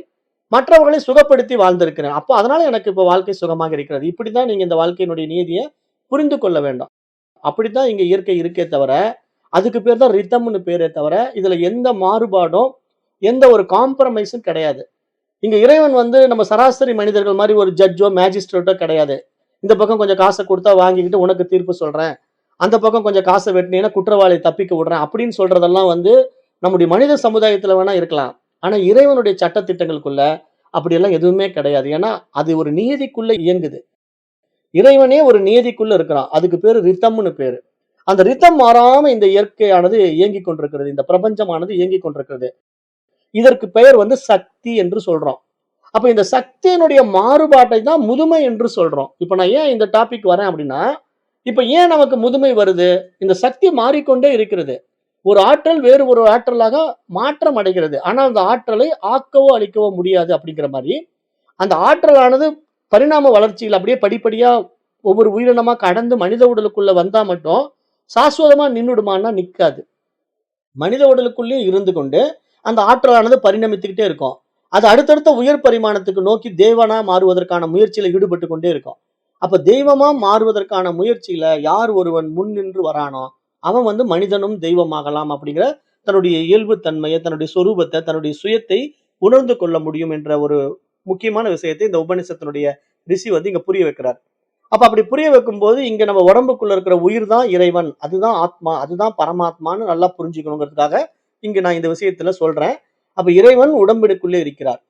அழிகின்ற உடலுக்குள்ளே அழியாத இறைவன் இருக்கின்றார். அப்படிங்கிறத புரிஞ்சுக்குங்க. அப்ப தெய்வ நகரமாகிய இந்த உடம்பினுள் இறைவன் உள்ளார் என்பதை இந்த மந்திரம் கூறுகிறது. ஆனால் அவர் எப்படி உள்ளார் என்பதை தைத்திரிய ஆரண்யகம் ஒரு சித்திரம் போல படம் பிடித்து காட்டுகிறது என்று நம்ம ஏற்கனவே பார்த்தோம். நம்ம தைத்திரிய உபநிஷத்துல இதெல்லாம் பார்த்தோம். ஏன்னா, இறைவன் வந்து ஒரு தூய அறிவு ஒளியாக எங்கும் எதிலும் வியாபித்து பிரகாசித்துக் கொண்டிருக்கின்றான். ஒவ்வொரு உயிரினங்களுக்குள்ளும் ஊடுருவி இருக்கின்றான். அப்ப அவனுடைய அறிவு ஒளி பிரகாசம் தான் இங்க ஒரு அறிவுல தொடங்கி இங்க 6 அறிவு பரிமாணத்துல மனிதன் வரைக்கும் மேம்பட்டு வந்திருக்கிறது. அதாவது அறிவு பரிமாணமா மாறி மாறி இப்ப நம்ம 6ஆம் அறிவு பரிமாணத்துல இப்ப இந்த பாடத்திட்டங்கள புரிஞ்சுக்கிற அளவுக்கு ஒரு புத்திசாலித்தனம் நம்மகிட்ட வந்திருக்குது அப்படின்னா, இது எப்படி நடந்தது? ஹார்ட்வேரும் டெவலப் ஆயிடுச்சு, சாஃப்ட்வேரும் டெவலப் ஆயிடுச்சு. ஐசியும் இம்ப்ரூவ் பண்ணிட்டாங்க. புது புது சாஃப்ட்வேரும் உள்ள லோட் பண்ணிட்டாங்க. அப்படித்தான் இந்த மொபைல் ஃபோன் ரெடி ஆன மாரி, இங்க இந்த மனித உடல் ரெடியாயி வந்திருக்கு. இந்த மனித உடல் அப்படித்தான் தயாராக்கப்பட்டிருக்கு. அப்ப இந்த மனித உடல் அப்படிங்கிறது அப்டேட்டட் ஹார்ட்வேர், அப்டேட்டட் சாஃப்ட்வேர் அப்படின்னு நீங்க புரிஞ்சுக்கிட்டா தான், இங்க எல்லா விஷயம் நம்மளால புரிஞ்சுக்க முடியும். அப்ப எங்கும் ஒளி வீசுவதாகவும், எல்லா திக்கிலும் செல்வதாகவும் உள்ள சிறந்த அக்கினி அந்த ஆகாசத்தின் நடுவில் உள்ளது. இதன் நடுவில் மெல்லியதான அக்னி சுடர் மேல் நோக்கி அமைந்திருக்கிறது. கருமேகத்தின் நடுவிலிருந்து ஒளி வீசுகின்ற மின்னல் கொடி போலவும், நெல்லின் முனை போல மெல்லியதாகவும், பொன்னிறமாகவும், அணுவைப் போல் நுண்ணியதாகவும் அந்த ஆன்மா பிரகாசித்துக் கொண்டிருக்கிறது. அந்த சுடரின் நடுவில் இறைவன் வீற்றிருக்கின்றார். அவரே பரமாத்மா, அவரே சிவம், அவரே விஷ்ணு, அவரே இந்திரன், அவரே அழிவற்றவர். அப்படிப்பட்ட சுய ஒளியுடன் சுயம் பிரகாசமாக இறைவன் வீற்றிருக்கின்றார் அப்படின்ட்டு ஒரு அருமையான விஷயத்தை இங்க இந்த உபனிஷத் சொல்லுது. இந்த உபனிஷத் வந்து இறைவனுடைய தெய்வீக நகரத்துக்குள்ள இறைவன் இருக்கின்ற மாளிகை எது அப்படின்னு கேட்டா நம்முடைய பிரம்மரந்திரம், 10ஆம் வாசல், அது பீனியல் கிளாண்டு அப்படின்னு நமக்கு எல்லாம் சொல்லுது இல்லையா? அந்த இடத்துல இருக்கக்கூடிய வெளி இருக்கு இல்லையா? அந்த வெளிக்குள்ள இறைவன் இருக்கிறான் அப்படின்னு சொல்லுதுன்னா, அங்க ஒரு ஆகாயத்தன்மையா இறைவன் ஒரு சுடர் விட்டு பிரகாசித்துக் கொண்டிருக்கிறான் அப்படின்னு அங்க சொல்லுது அப்படின்னா, உடனே நீங்க எப்படி கற்பனைக்கு போயிடணும்? ஒரு கற்பூர தீபம் மாரி உள்ள எரிஞ்சிட்டு இருக்குமா? அப்படியே நெருப்பு பொறி மாரி பறந்துட்டு இருக்குமாங்கிற கற்பனைக்கெல்லாம் போயிடக்கூடாது. அங்க சுடர் விட்டு பிரகாசித்துக் கொண்டிருக்கிறான், ஒளியுடன் பிரகாசித்துக் கொண்டிருக்கின்றான்னா, அறிவு ஒளியாக பிரகாசித்துக் கொண்டிருக்கிறான் அப்படிங்கிற அடிப்படையில புரிஞ்சுக்கணும். இங்க ஒளி அப்படிங்கிற டாபிக்கே வந்து இந்த உபநிஷதங்கள்லாம் வந்து பூடகமா பேசும். நமக்கு புரிய வைக்கிறதுக்காக பேசும். ஆனா நாம வந்து சராசரி மனநிலையில போய் ஒளி அப்படின்னு உடனே லைட் அப்படிங்கிற ஃபார்ம்குள்ள போயிட்டு, அப்படியே வெளிச்சம் மாரி வரும், ஜோதியாட்டம் வரும் அப்படின்னு சொல்லிட்டு நீங்க அந்த ஜோதிக்குள்ள போய் மாட்டக்கூடாது. தாத்பரியம் அத சுட்டிக்காட்டுவதற்காக. ஏன்னா நான் ஏற்கனவே நம்முடைய நாதயோகம் வகுப்புல சொன்னேன். எப்படி சொன்னேன்னா, இப்ப கடவுள் வழிபாடு அப்படிங்கிறத நீங்க எல்லா கோயில்களுக்கும் போன உடனே அங்க ஆலய மணி ஓசை அடிப்பாங்க. அப்புறம் கோயில் தீபாராதனை காட்டுவாங்க. அப்ப கோயிலுடைய தீபாராதனையில ஒரு கற்பூர ஜோதி ஒளிர்ந்து கொண்டிருக்கு. ஆலய மணி ஓசை ஒலித்துக் கொண்டிருக்கு. அப்ப இங்க ஒளியும் ஒளியுமாக இறைவன் இருக்கிறான் அப்படிங்கிறத காட்டுறதுடைய தாத்பரியம் அது. அந்த ஆலய வழிபாட்டினுடைய நோக்கம் வந்து ஒளியும் ஒளியுமாக இறைவன் இருக்கின்றான் என்று காட்டுவதனுடைய தாத்பரியமாக நீங்க அங்க எடுத்துக்கணுமே தவிர, இப்ப நீங்க அந்த கற்பூர ஜோதியை பார்த்த உடனே இறைவனை பார்த்துட்டு தான் நினைக்க கூடாது. அல்லது அந்த கோயில் கர்ப்ப கிரகத்துக்குள்ள இருக்கிற ஒரு சிவலிங்கத்தை பார்த்த உடனே இறைவனை பார்த்து விட்டு தான் நினைக்க கூடாது. ஏன்னா அதெல்லாம் வந்து ஒரு தாத்பரியத்துல உங்களுக்கு உணர்த்துறாங்க. பாரு, இப்ப நீ கர்ப்ப கிரகத்துக்குள்ள இருக்கிற சிவலிங்கத்தை நீ பார்க்கணும்னா, பாரு நான் கற்பூர ஒளியில உனக்கு காட்டுறேன் பாரேன் அப்படின்னு சொல்லிட்டு கற்பூர தீபாராதனை எடுத்துட்டு கொண்டு போய் அந்த லிங்கத்து பக்கத்துல அந்த அர்ச்சகர் காட்டுவாரு. இப்ப வர்ற கோயில் எல்லாம் வந்து டியூப் லைட் போட்டாங்க இல்லையா? அப்ப அதனால நீங்க ஈஸியா சிவலிங்கத்தை பார்க்கலாம். அன்னைக்கெல்லாம் டியூப் லைட் கிடையாது. இப்ப கூட பாரம்பரியமான பழைய கோயில்கள், சிவன் கோயில்கள்லாம் நீங்க போனீங்கன்னா, அந்த பழைய கோயில்கள்ல உள்ள கர்ப்ப கிரகத்துல டியூப் லைட் எரியாது. அப்ப அங்க என்ன பண்ணுவாருன்னா, இப்ப ஒருத்தர் வெளியூர்ல இருந்து வந்திருக்காருன்னா, சாமியினுடைய மூலவர் எப்படி இருக்காரு கொஞ்சம் காட்டுங்களேன் அப்படின்னு சொன்னா, இருப்பான்னு சொல்லிட்டு கற்பூரத்த பொருத்தி, அந்த கற்பூர தீபாராதனைய அப்படி பக்கத்துல கொண்டு போன உடனே, நீங்க அந்த கற்பூர ஒளியில அந்த சிவலிங்கத்த பார்க்கலாம். அப்ப கற்பூர ஒளியில அந்த சிவலிங்கத்தை பார்த்தது உங்களுக்கு எப்படி நடந்ததுங்க? அந்த வெளிச்சம் கை கொடுத்ததா இல்லையா? சிவலிங்கத்தை பார்ப்பதற்கான அந்த கற்பூர ஒளி வெளிச்சம் உங்களுக்கு கை கொடுத்ததா இல்லையா? அதே விஷயத்தை இங்க எடுத்துக்க சொல்றாரு. ரிஷிகள் என்ன எடுத்துக்க சொல்றாங்கன்னா, இந்த ஞான வெளிச்சம் உங்களுக்குள்ள இருக்கிற சிவலிங்கத்தை காட்டிக் கொடுக்கும். ஜீவனை காட்டிக் கொடுக்கும். அப்ப இங்க உங்களுக்குள்ள இருக்க வேண்டிய அறிவு தான் இங்க இறைவன் அப்படின்னு புரிஞ்சுக்கிறதுக்கு. ஏன்னா இறைவன் வந்து இருப்பா இருக்கிறான். அவன் சத்தா இருந்து சித்தா வெளிப்பட்டு பிரகாசித்துக் கொண்டிருக்கிறான். அப்ப அந்த ஒளியும் அவனே, ஒளியும் அவனே. சவுண்ட் அண்ட் லைட் எனர்ஜியா அவனே ப்ரொடியூஸ் ஆகுறான். இப்ப நீங்க கேட்கலாம், ஏங்க இறைவனை பார்க்கறதுக்கு வெறும் அந்த வெளிச்சம் மட்டும் இருந்தா போதாதா? சவுண்டும் வேணுமா அப்படின்னா, உங்களுக்கு ஞானம் வேணுமில்ல. இப்ப நீங்க வந்து இறைவன்னா எப்படிங்கிறத சொல்றதுக்கு உங்களுக்கு ஒரு கல்வி முறை இருக்கணும். கல்வி முறை இல்லாம நீங்க வந்து கடவுளை தெரிஞ்சுக்க முடியாது. இப்ப இத எப்படி நான் உங்களுக்கு புரிய வைக்கலாம் அப்படின்னா, இப்ப நீங்க மருத்துவம் படிக்க வர்றீங்க. மருத்துவ ரீதியா உங்களுக்கு அனாட்டமி படிக்கணும். அப்ப அனாட்டமிய பத்தி நான் உங்களுக்கு ஒண்ணுமே சொன்னாம, அப்படியே மனித உடம்ப ஓப்பன் பண்ணி இது ஹார்ட், இது லங்ஸ், இது கிட்னின்னு கண்டுபிடிப்பானா? எவனாவது கண்டுபிடிப்பானா? கண்டுபிடிக்க முடியாது. அப்ப அவனுக்கு என்ன பண்ணுவாருன்னா, ஒரு மருத்துவர் வந்து, "பாருப்பா இந்த உடம்ப வந்து ஓப்பன் பண்ணீன்னா, பாரு இந்த இடத்துல இருக்கிறது இருதயம், இந்த இடத்துல இருக்கிறது நுரையீரல்" அப்படின்னு ஒவ்வொன்னையும் புரிய வச்சு சொல்லிக் குடுப்பாங்க. அதுக்கு தான் அவன் மருத்துவ படிப்பே படிக்கிறான். அப்ப மருத்துவ படிப்பு படிக்கும்போது நம்ம எப்படி பாடியினுடைய அனாட்டமிய புரிஞ்சுகிட்டு படிச்சு ஒரு மருத்துவனா நம்ம வந்து உலகள பிராக்டிஸ் பண்றோமோ, அது மாரி ஆன்மீகத்துல நீங்க முன்னேறணும்னா, இறைவன தெரிஞ்சுக்கிறதுக்கான ஞானம் வந்து உங்களுக்கு காது வழியா தான் கேட்க முடியும். அப்ப காது வழியா ஒரு விஷயத்த குடுக்கணும் இல்லையா? அதுக்கு சவுண்ட் எனர்ஜி கண்டிப்பா வேணும். அப்புறம் இறைவன காட்டிக் குடுக்கறதுக்கு ஞானம் உங்களுக்கு அடையணும். அப்ப அதுக்கு ஒளி, வெளிச்சம் தேவை. அந்த ஒளி வந்து அறிவு ஒளியாக உங்களிடத்துல பிரகாசிக்கணும். அப்ப இத புரிஞ்சுகிட்டு நீங்க இங்க ஒளி தன்மையில பிரகாசிக்கிற அந்த நிலைய தான் இங்க சாஸ்திரம் வந்து பூடகமா விநாயகர், முருகன்கிற நிலையில சிவசக்தி விஷயத்தை இங்க வெளிப்படுத்துறது தான் சிவசக்தியுடைய குடும்பம். இங்க சிவசக்தி குடும்பம்ங்கிறது வந்து சிவபெருமான் இருக்காரு, பார்வதி தேவி இருக்கிறா, விநாயகர் இருக்காரு, முருகன் இருக்காரு அப்படின்னா, இப்ப நம்மள மாரி நம்ம கம்பேர் பண்ணிக்க கூடாது. நாம எப்படி கம்பேர் பண்ணியிருக்கோம்னா, இப்ப நான் எங்க வீட்ல நானும் என் மனைவி 2 குழந்தைங்க இருக்கிற மாரி, சிவபெருமானும் குடும்பம் நடத்திட்டு இருக்காரு. அப்படிங்கிற மாரி கண்ணோட்டத்துல போயிடக்கூடாது. ஏன்னா, இதெல்லாம் நமக்கு புரியறதுக்காக சொல்றாங்க. உண்மையிலே சிவபெருமான் அப்படி பொண்டாட்டியோட, பார்வதியோட, முருகன, விநாயகர வச்சுட்டு குடும்பம் நடத்திட்டு இருக்காருன்னா, அது வந்து இறைவனுக்கு ஒரு இழுக்காயிடும். ஏன்னா, இறைவன் அப்படி குடும்பம் நடத்துறதுக்கு இங்க வரல. அவருடைய வைபவம் இங்க நம்ம மூலமா நடத்திக்கிட்டு இருக்காரு குடும்பம். அதுதான் விஷயம். இங்க நாம வாழ்ற இந்த வாழ்க்கை தான் இறைவன் வாழுகின்ற வாழ்க்கை. அப்படிதான் இறைவன் வாழ்றானே தவிர, உண்மையாவே இறைவன் சிவபெருமான் எங்கேயோ கைலாய மலையில உட்கார்ந்துட்டு பார்வதியோட வாழ்ந்துட்டு இருக்காரு. அங்க விநாயகரும், முருகன் இருக்காங்க. அப்படிங்கிற மாரிலாம் புரிஞ்சுக்க கூடாது. ஏன்னா, இதெல்லாம் பூடகமாக உருவாக்கப்பட்ட கதைகள். நமக்கு புரிதலுக்காக அடிப்படை விஷயங்கள ஆழமா புரிய வைக்கணுங்கிறதுக்காக ரிஷிகள் வந்து புராணங்கள்ல மக்களுக்கு எடுத்து விளக்க பார்த்தாங்க. புராண கதைகள்ல மக்களுக்கு குடுத்து பார்த்தாங்க. ஆனாலும் இந்த மனிதர்கள் என்ன பண்ணிட்டாங்கன்னா, அறிவு வளர்ச்சியில மேம்படாம கதைகளுக்குள்ளேயே சிக்கிக்கிட்டாங்களே தவிர, அடுத்த படிநிலைக்கு அவங்க உயரவே தயாராவே இல்ல. அப்ப அப்படி இருக்கிறவங்க வந்து இன்றைக்கு இன்னும் அதிகமான மூடத்தனத்திலயும், முட்டாள்தனத்திலயும் போய் மாட்டிக்கிட்டத நம்ம கண்கூடா பார்க்கிறோம். இன்றைக்கு ஆன்மீகம் வந்து முழுக்க முழுக்க இப்படி ஆயிடுச்சு. ஏன்னா, இன்றைக்கு அப்படித்தான் நம்ம எல்லாமே பார்க்க முடியுது. நம்ம இங்க என்ன புரிஞ்சுக்கணும்னா, இங்க இறைவன் அப்படிங்கிற ஒரு வைபவம் வந்து நமக்குள்ள அனுபவமாக வேண்டிய விஷயமா இருக்கிறதுனால, நீங்க கண்டிப்பா இந்த பாடத்திட்டங்கள்ல நீங்க அப்டேட் ஆகுறதுங்கிறது, வெளிய தேடி நீங்க உங்கள அனுபவமாக்க முடியாது. ஏன்னா, இறைவன் உங்களுக்குள்ள இருக்கிறான். அப்ப அந்த இறைவன உங்களுக்குள்ள நீங்க அனுபவமாக்கிட்டா, நீங்களும் இறைவனும் பிரிக்க முடியாததாக இருக்கிறீங்க. அதுக்கு இந்த காந்தமும், இரும்பும் ஓமானமா வச்சுக்கங்க. இங்க அதுதான் சொல்றாரு. எங்கும் ஒளி வீசுவதாக இருக்கின்ற அவர்தான் நமக்குடைய இருதய குகையில, சகஸ்ரஹாரத்திலே, பிரம்ம ரந்திரத்திலே சுடர்விட்டு பிரகாசித்துக் கொண்டிருக்கிறார். அவரே பிரம்மம், அவரே சிவம், அவரே விஷ்ணு, அவரே இந்திரன் என்று இங்க இந்த இடத்துல இந்த உபனிஷத் சொல்லுது. அப்ப தெய்வ நகரம் என்கின்ற உடம்பு, அதனுள் தாமரை போன்ற மாளிகை, அதனுள் அகவெளி என்கிற தகர ஆகாசம். அந்த தகர ஆகாசத்துக்குள்ளே அக்னி என்கின்ற பிராணன். அப்ப அந்த அக்னியில் சுடர்விட்டு ஜீவாத்மா என்கின்ற நிலையிலே நாம் அதை புரிந்து கொண்டு இங்க இறைவன் இருக்கிறார் என்று நம்ம நம்புறோம். ஆனா உண்மையில அங்கு சுடர்விட்டு அந்த உயிராய், உணர்வாய் யார் இருக்கிறா? பிரிக்க முடியாத இறைவனே அங்க இருக்கிறான். அவன நீங்க உடம்புக்குள்ள வந்துட்டதுனால உங்களுக்குள்ள ஒரு உயிர், எனக்குள்ள ஒரு உயிர் அப்படின்லாம் பிரிச்சு பார்க்க முடியாது. ஏன்னா, ஒரு காந்தம் இந்த இடத்துல இருக்குன்னா, நீங்க இந்த பக்கம் 5 இரும்பு துண்டை வச்சாலும் 5 இரும்பு துண்டு அசையும். அப்ப இந்த 5 இரும்பு துண்டும் அசைவதற்கு அந்த ஒரு காந்தம் போதும். அது மாதிரி தான் இங்க இறைவன் வந்து எல்லா உயிர்களையும் அசைய வைக்கிறான். உயிர்கள்னா எல்லா உடல்களையும் அசைய வைக்கிறான் அப்படின்னு புரிஞ்சுக்கணும். அதாவது உயிரினங்கள் அப்படிங்கிற அடிப்படையில நான் இங்க பேசுறேன். உயிர்கள் அப்படின்ன உடனே அப்பயே மல்டிபிள் பண்ணிக்கிறீங்க. நான் தவறி வந்து உயிர்ன ஒரு வார்த்தைய உயிரினங்கள் சொல்லிட்டேன் அப்படின்னா, உடனே உங்க மைண்ட் என்ன பண்ணுதுன்னா, டுயாலிட்டிக்குள்ள போயிடுது. அப்ப நெறைய உயிரினங்கள் இருக்கு. அப்ப நெறைய உயிர் இருக்கு அப்படின்னு நெனச்சுக்கிறீங்க. நெறைய உயிரெல்லாம் கிடையாது. புரிதலுக்காக உடல்கள்னு சொல்றதுக்கு பதிலா உயிரினங்கள்னு சொல்லிட்டோம்.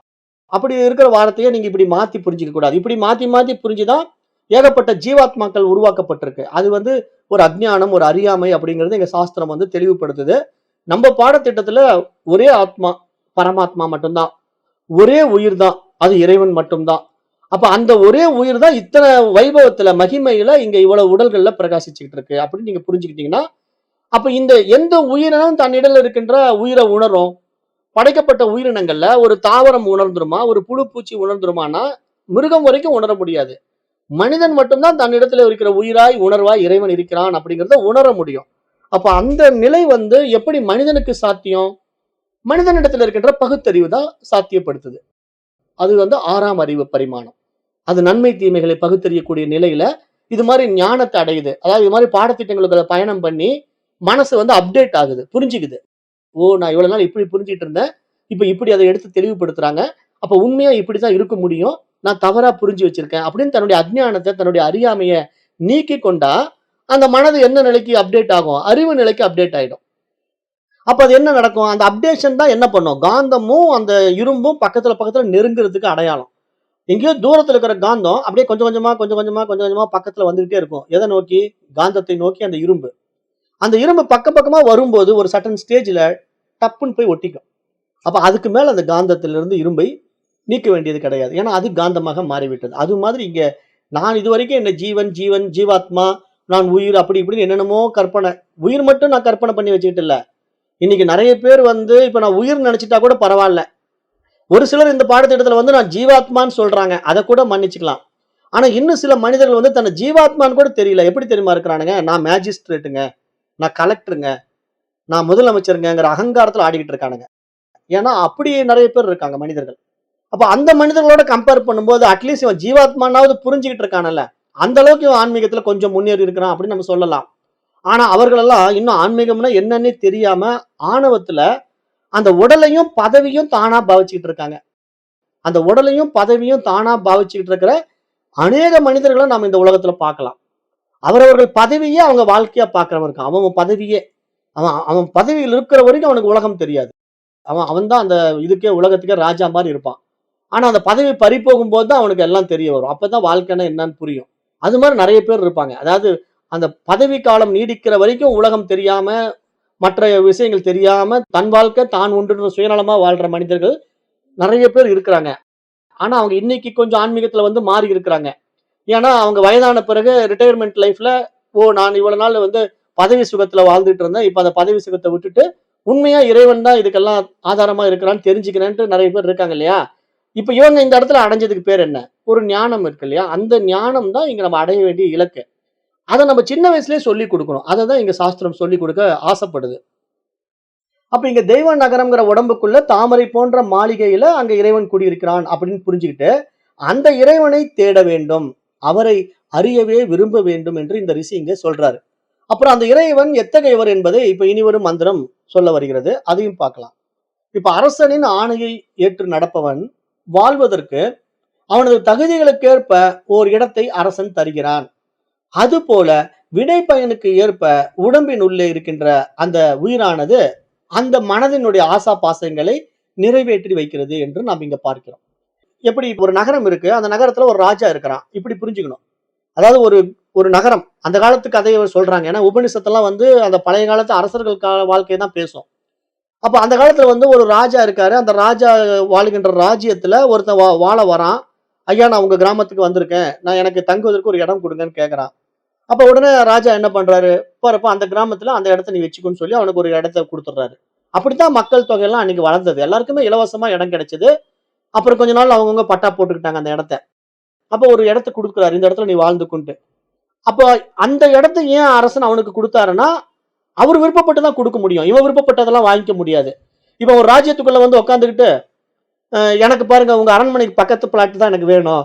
உங்களுக்கு சமமா நான் இருக்க போறேன் அப்படின்னு கேட்டா, அந்த ராஜா வாப்பா உனக்கு தான் எதிர்பார்த்துட்டு இருந்தேன். எனக்கு பக்கத்துல ஒரு அரண்மனை கட்டிக்கிட்டு வாழுன்னு சொல்லி எல்லாம் இடம் கொடுக்க மாட்டாரு. அவர் கிராமத்துல அவர் விருப்பப்படுற இடத்துல அங்க போய் வாழுன்னு சொன்னா அதுவே பெரிய விஷயம். அவன் அங்க போய் வாழ்றது. அப்படித்தான் அந்த மனிதன் வாழ்க்கையில எப்படி இருக்கோ, அது மாதிரி இறைவன் எப்படி தெரியுமா பண்றான்? இந்த மனதனுடைய ஆசைகளை பார்க்கறான். அவனுக்கு தெரியும். ஏன்னா இவன் இவன் இப்படி ஆசைப்படுறான். இவன் இப்படி வாழணும்னு துடிக்கிறான். இவனுக்கு என்ன பத்தி தெரிஞ்சுக்கிற அக்கறை இல்ல. அப்ப இவன் இப்படி வாழணும்னா வாழ்ந்துக்குப்பா. அப்படியே நீ ஆகட்டும்னு ததாஸ்துங்கிறான். ததாஸ்துன்னா என்ன? உன்னுடைய விருப்பப்படி நடக்கட்டுமே. உன்னுடைய எண்ணம் போல் வாழ்வு. உன்னுடைய மனம் போல் வாழ்வு அப்படின்னு சொல்லிடுறான். அப்ப நமக்குள்ள உயிரா இருக்கிற இறைவன் வந்து நம்மளை வழி நடத்துறது இப்படித்தான் வழி நடத்துறான். நீங்க இந்த பாயிண்ட் ஆஃப் வியூ இங்க நல்லா நோட் பண்ணிக்கணும்.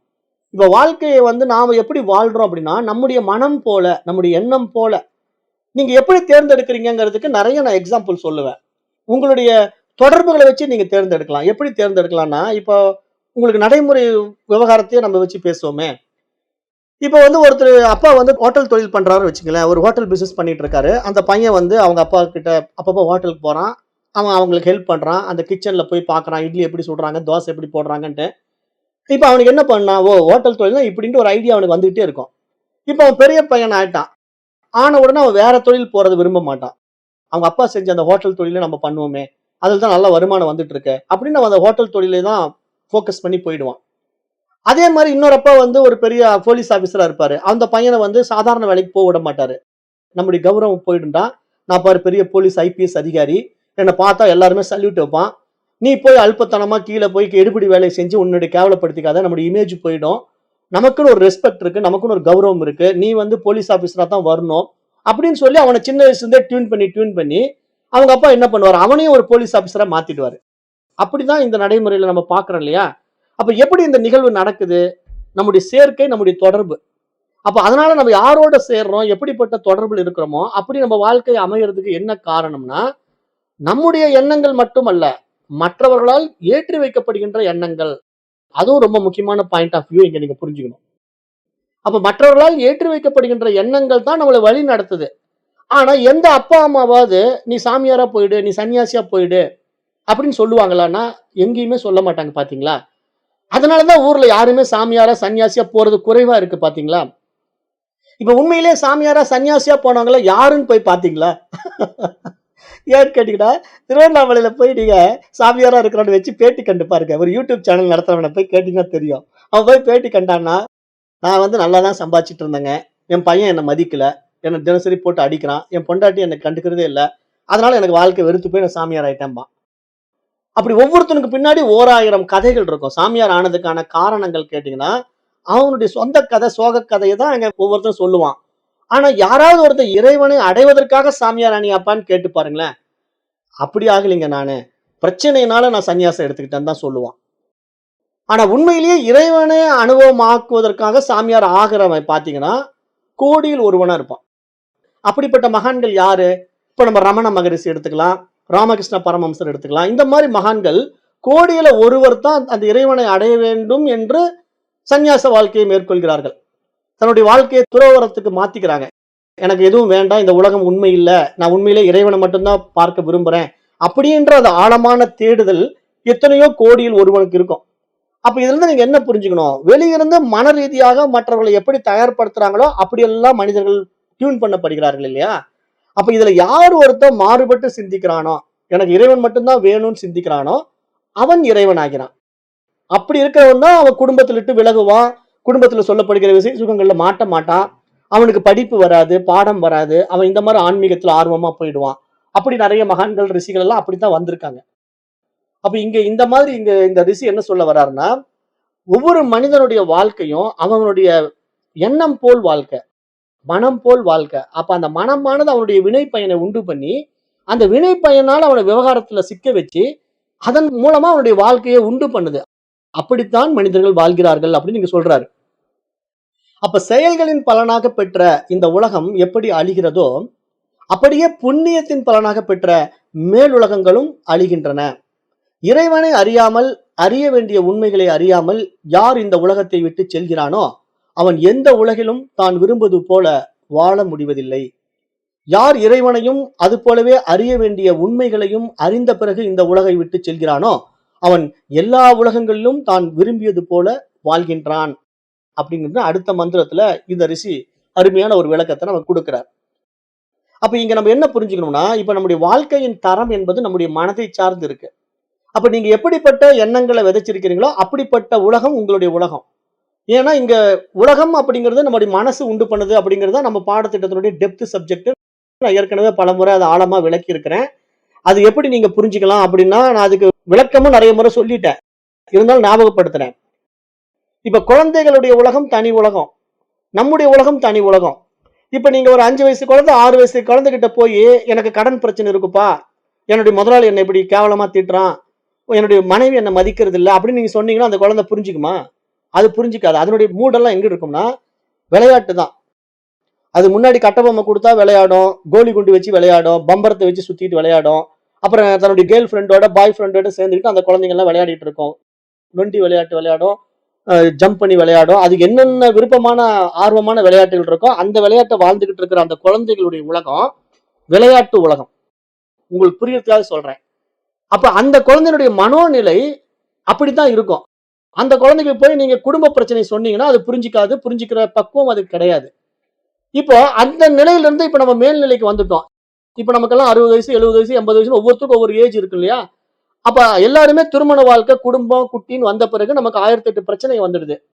பொருளாதார பிரச்சனை, குழந்தைக்கு நோய்வாய்ப்படுற பிரச்சனை, அப்புறம் நமக்கு சமூகத்துல கௌரவ பிரச்சனை, 1008 பிரச்சனை நமக்குள்ள நம்ம ஏத்தி போட்டுக்கிட்டு இருக்கோம்ல. இதெல்லாம் எப்படி வந்துச்சுங்க? வளர வளர நம்ம ஏத்திக்கிட்டோம். இன்னொருத்தரை பார்த்து பார்த்து கத்துக்கிட்டோம். அவன் அப்படி வாழ்றான், நான் அப்படி வாழணும். அவனுடைய கௌரவம் வந்து இப்படி இருக்கு, என்னுடைய கௌரவம் கம்மியா இருக்கு அப்படின்னு நம்ம இன்னொருத்தரால் ஏற்றி வைக்கப்பட்ட எண்ணங்கள்ல ஏற்றி ஏற்றி நம்மள வேற மாதிரி மோல்டு பண்ணிக்கிட்டு அதுதான் வாழ்க்கை நினைக்கும் போது நம்முடைய உலகம் இப்படிதான் விரியும். இப்படி புற உலகம் வந்து இப்படி நமக்கு விரிஞ்சிடும். அப்ப நம்ம உலகத்துல பாத்தீங்கன்னா இப்ப பார்த்தாலும் பிரச்சனை 1008 ப்ராப்ளம் வந்து டெய்லி வந்துகிட்டே இருக்கும். அதுக்கு சொல்யூஷன் பாக்குறதுக்கு யூடியூப் பார்த்துட்டு இருப்போம். ஏன்னா இப்ப ஒவ்வொருத்தருக்கும் ஒரு பிரச்சனை, அந்த பிரச்சனைக்கு தீர்வு யார் சொல்லுவா? யூடியூப்ல எவனா சொல்லுவானா? அவன் மூலமா நமக்கு அந்த சொல்யூஷன் சால்வ் ஆகுமா? அப்படிங்கிற அளவுக்கு இன்னைக்கு டெக்னாலஜி டெவலப் ஆயிருக்கு. அப்ப அதனால நம்ம என்ன பண்ணுவோம்? இப்படிதான் மக்கள் மனோபாவம் எல்லாம் போய்கிட்டு இருக்க தவிர அந்த வாழ்க்கையினுடைய வித்தியாசத்தை பகுத்து பிரித்து பார்க்கின்ற அந்த பக்குவமான மனிதர்கள் மிக மிக குறைவு. ஏன் இதை சொல்றேன்னா, இங்க அறிவு பரிமாணத்தினுடைய விசேஷத்தன்மையே இந்த பகுத்து பிரித்து பார்ப்பது தானே. அதுதானே மனித உடலின் மகத்துவம், மனித பிறவியின் மகத்துவம். ஆனால் அது எத்தனை பேர் பயன்படுத்துகிறார்கள் அப்படின்னு பார்த்தா வெகு சிலரே பயன்படுத்துகிறார்கள்.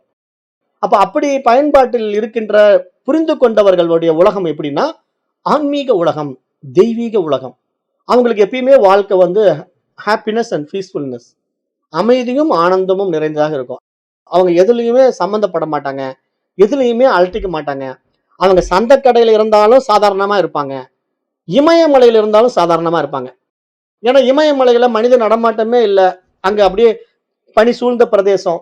அங்க அப்படியே ஒரு pin drop silence. Pin drop silence அப்படின்னா ஒரு குண்டு கீழே விழுந்தவொடனே அந்த சத்தம் கேட்டுடும். அவ்வளவு சைலன்ஸ். அப்படிப்பட்ட ஒரு பின் டிராப் சைலன்ஸ் இருக்கிற இடத்துல இருந்தாலும் அந்த ரிஷிகள் வந்து கவலையே பட மாட்டாங்க. அப்படியே நம்முடைய பஜார்ல வந்துடுறாங்க. நம்முடைய சென்னை மாநகர்ல டி நகர்ல கடை வீதியில வந்துடுறாங்க. அப்ப வந்து அவ்வளவு பயங்கரமான கூட்டம், நெரிசல். அப்படி சத்தம், இப்படி சத்தம். கடை வீதிகள் எல்லாம் அப்படியே மக்கள் அலைப்பாஞ்சுக்கிட்டு ட்ரெஸ் எடுக்க ஒரு கூட்டம், பட்டாசு வாங்குறதுக்கு ஒரு கூட்டம், இப்படி போகுது. தீபாவளி டைம்ல வச்சுக்கோங்க. தீபாவளி டைம்ல அந்த ரிஷி அந்த இடத்துல வந்தாலும் சலனமே அடைய மாட்டார். ஏன் அப்படின்னா அவருடைய உலகம் இந்த உலகமே கிடையாது. அவருடைய மனோநிலை பயங்கரமா லிஃப்ட் ஆகி அப்டேட் ஆகி அந்த அத்தியாத்ம ஞானத்துல தன் அந்த ரிஷி நிலையில் இருப்பார், அந்த இறை நிலையில் இருப்பார். அவருக்கு சைலன்ஸ் அண்ட் ஹாப்பினஸ் வந்து அவருக்குள்ள மறந்துகிட்டே இருக்கும். அவர் இந்த புற உலகத்தினால பாதிக்கவே பட மாட்டார். ஏன்னா அவர் இந்த உலகத்துல சிக்கவே இல்லை. இதை சாட்சியா பார்த்துட்டு இருக்காரு. எப்படி சாட்சியா அவரால் பார்க்க முடியுதுன்னு நான் பல உதாரணங்கள் கொடுத்துருக்கிறேன். எப்படி கொடுத்துருக்கிறேன்னா ஒரு திரைப்படம் பார்ப்பது போல. இப்ப திரைப்படம் பார்க்க போய் நீங்க உட்காந்துட்டு அந்த படத்துல என்ன சம்பவங்கள் வந்தாலும் அது திரைப்படம்னு பாத்தீங்கன்னா நீங்க பாதிக்கப்பட மாட்டீங்க. ஆனா அது உண்மையான ஒரு சம்பவம் நடக்கிற மாதிரி நீங்க எடுத்துக்கிட்டீங்கன்னா அதுல எப்படி பாதிக்கப்படுறீங்க? அந்த ரெண்டுக்கு உண்டான டிஃபரன்ஸை இங்க நீங்க கம்பேர் பண்ணணும். இந்த உலகியல் வாழ்க்கையில கம்பேர் பண்ணணும். அப்ப இங்க மனோபாவம்ங்கிறது நாம எப்படி நம்மள அப்டேட் பண்றோம், லிஃப்ட் பண்றோமோ அப்படி நம்முடைய வாழ்க்கை இருக்குங்கிறது இங்க ரிஷி சொல்லி கொடுத்து, அப்ப அவரவர் வினை பயனுக்கேற்ப ஒவ்வொருவருக்கும் இந்த உலகத்தில் வாழ்வதற்கு ஒரு இடம் தரப்பட்டுள்ளது, காலமும் நிர்ணயிக்கப்பட்டுள்ளது. அந்த காலத்திற்குள் இறைவனை அறிவதற்கான முயற்சியில் மனிதன் ஈடுபட வேண்டும். இந்த பிறவியிலேயே இறைவனை அறிந்தால் உண்மையான நிறைவு ஏற்பட்டு விடுகிறது, திருப்தி உண்டாகி விடுகிறது. இல்லாவிட்டால் அது மாபெரும் இழப்பாகும் என்று கேன உபநிஷதம் சொல்கிறது என்று இந்த இடத்துல சுட்டி காட்டப்படுகிறது. அப்ப ஒருவேளை இறைவனை அறிய முடியவில்லை என்றால் அவருக்கு அடுத்த நிலையில் உள்ள சில உண்மைகளையாவது அறிந்திருக்க வேண்டும் என்று இந்த உபநிஷதம் கூறுகின்றது.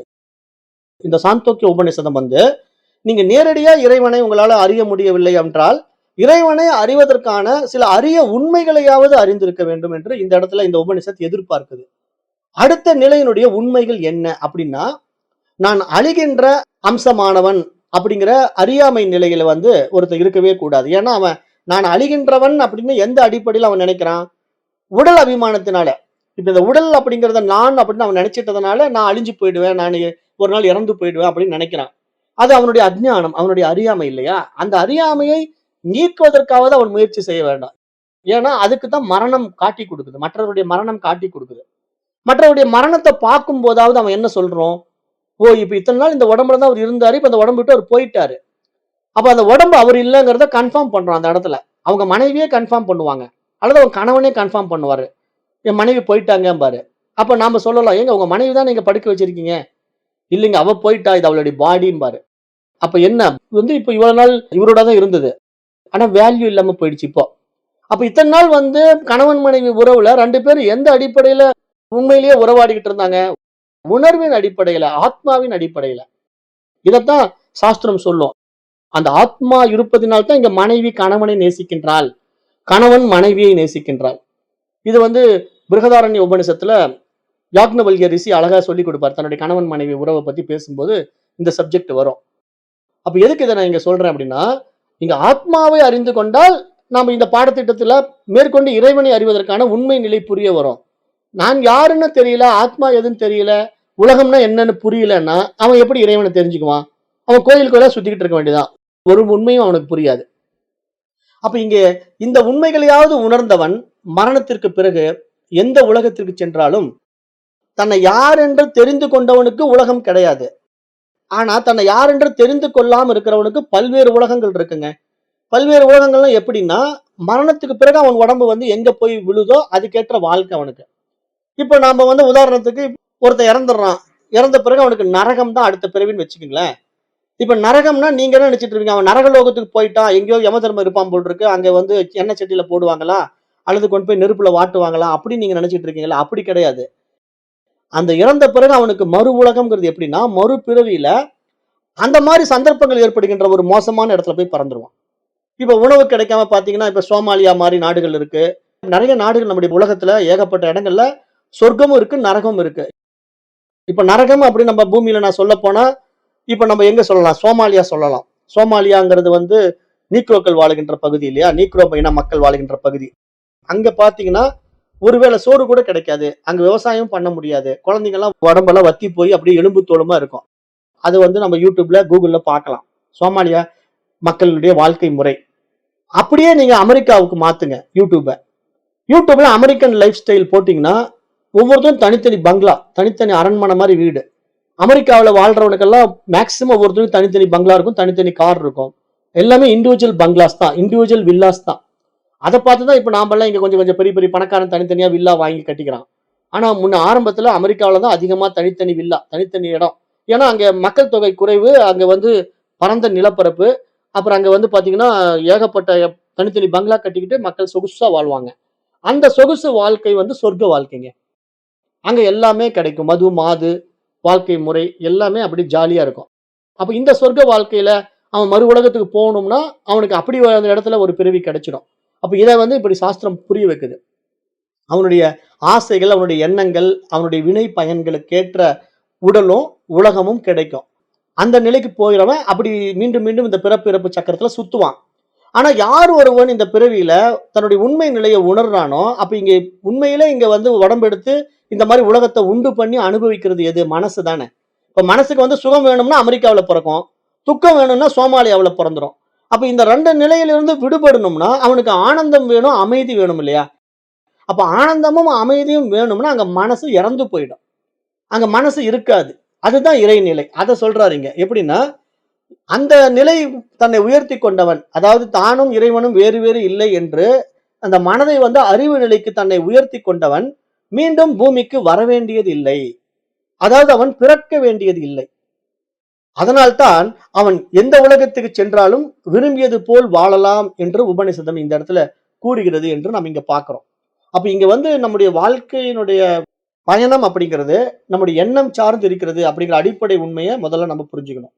அப்ப அந்த எண்ணமானது எப்படிப்பட்ட எண்ணங்களை நம்ம விதைக்கிறோமோ அதைத்தான் நம்ம அறுவடை பண்ண போறோங்கிறதையும் நல்லா புரிஞ்சுக்கணும். அப்ப அந்த அறுவடை டைம்ல போய் எனக்கு மாறிடுச்சுன்னு சொல்லக்கூடாது. ஆரம்பத்திலேயே உங்களுடைய எண்ணங்களை சீர்படுத்தி நெறிப்படுத்தி கொள்ள வேண்டும் என்றுதான் எங்க சாஸ்திரம் எதிர்பார்க்குது. அப்ப அந்த மாதிரி பாதையில நம்ம பயணிக்கணும்னா நம்ம இது மாதிரி அத்தியாத்ம ஞான பாதைக்குள்ள வந்து எப்பவுமே இறை நிஷ்டையில, இறை சிந்தனையில, இறைவனை பத்தியே பேசுகின்ற காரியத்தை செஞ்சுட்டு இருந்தோம்னா நம்ம வந்த வேலையை முடிச்சுட்டு அழகா போய்க்கலாம். அடுத்த பிறவி நமக்கு கிடைக்காது. ஏன்னா நம்ம மனசை இங்கேயே இழந்துருவோம். இங்க நான் செய்வதுக்கு ஒன்றும் இல்லை இறைவா, நீயே எல்லாமா இருந்து நடத்துற. உன்னுடைய நாடகத்துல ஒரு கேரக்டர் கொடுத்துட்ட. அந்த கேரக்டர் நான் அருமையா செஞ்சு முடிச்சிட்டேன். இனி இந்த உடம்பு நடிக்கிறதுக்கு சான்ஸ் வேண்டாம். போதும் அருமையா நடிச்சிட்டேன்னு சொன்னா அடுத்த பிறவி நமக்கு தேவைப்படாது.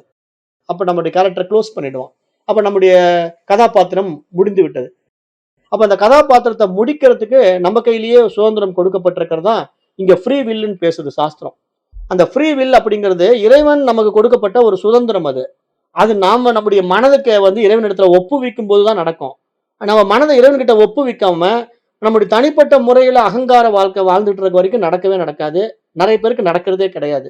ஏன்னா இவங்க அந்த ஃப்ரீ வில்ல இப்படி மிஸ்யூஸ் பண்ணிக்கிறாங்க. அந்த ஃப்ரீ வில்ல வந்து இறைவனை நோக்கி திருப்பாம இவங்களை நோக்கி இவங்க திருப்பிக்கிறாங்க. நான் வந்து மேஜிஸ்ட்ரேட், நான் கலெக்டர், நான் ஜட்ஜு அப்படின்னு இவங்க பெரிய பெரிய ஆபீசர்ஸா தன்னை மாத்திக்கிட்டு அல்லது பெரிய பதவியில உட்காந்துக்கிட்டு அவ்வளவு தூரம் ஏன் போக வேணும்? பெரிய பதவி வெளியே கிடைக்க வேண்டாங்க. வீட்டுக்குள்ளேயே புருஷ மனைவிங்கிற உறவுலயே பதவி வச்சுக்கிறாங்க. அந்த பதவி எப்படி? நான் கணவன், நீ எனக்கு மனைவி, நீ எனக்கு கட்டுப்பட்டு தான் இருக்கணும், நீ எனக்கு அடிமை அப்படிங்கிற கண்ணோட்டத்துல கணவன் மனைவியை பார்ப்பதும், மனைவி கொஞ்சம் நிறைய சம்பாதிக்கிறா, கணவன் சரியா சம்பாதிக்கல அப்படின்னா அந்த குடும்பத்துல கணவனை தரக்குறைவா மனைவி நடத்துவதும் நம்ம நடைமுறையில பார்க்கிறோம். அப்ப இந்த நடைமுறை உண்மைகள் எதை சுட்டி காட்டுது அப்படின்னு பாத்தீங்கன்னா, இங்க விஷயமே இதுதான். அகங்காரம், ஈகோ.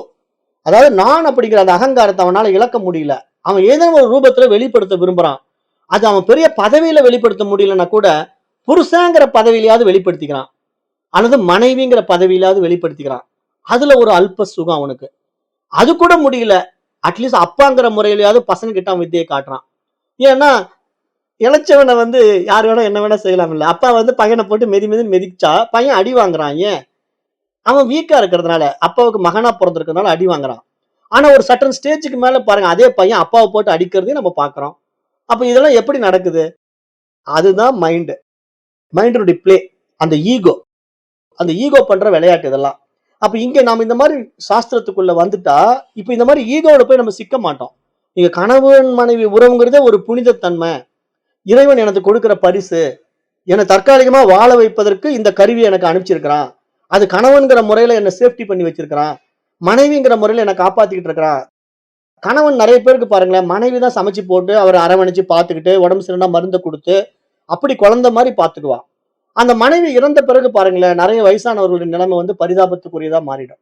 ஏன்னா அவங்க மனைவியை டிபெண்ட் பண்ணியே வாழ்ந்துட்டாங்க. மனைவி இறந்து போயிட்டான்னா தன்னுடைய பையனையோ பொண்ணையோ டிபெண்ட் பண்ண முடியாது. ஏன்னா மனைவி போன பிறகு அவரை அரவணைச்சு பார்த்துக்கிறதுக்கு, அன்பு செலுத்துவதற்கு பையன் தயாரா இல்ல, மகள் தயாரா இல்ல. ஏன்னா மகளை வந்து வேற வீட்டுல கட்டி கொடுத்துருவாங்க. மகன் வந்து கல்யாணமாகி மனைவியோட வாழும்போது அவளுக்கு முக்கியத்துவம் கொடுப்பான், அப்பாவுக்கு முக்கியத்துவம் கொடுக்க மாட்டான்.